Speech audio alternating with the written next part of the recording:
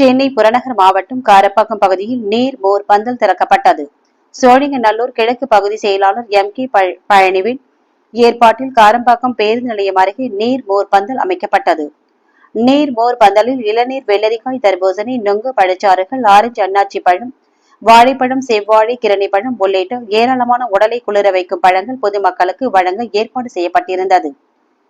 இதை சென்னை புறநகர் மாவட்ட செயலாளர் K.P. கந்தன் ரிப்பன் வெட்டி திறந்து வைத்து பொதுமக்களுக்கு பழங்கள், மோர், குளிர்பானங்களை வழங்கினார்.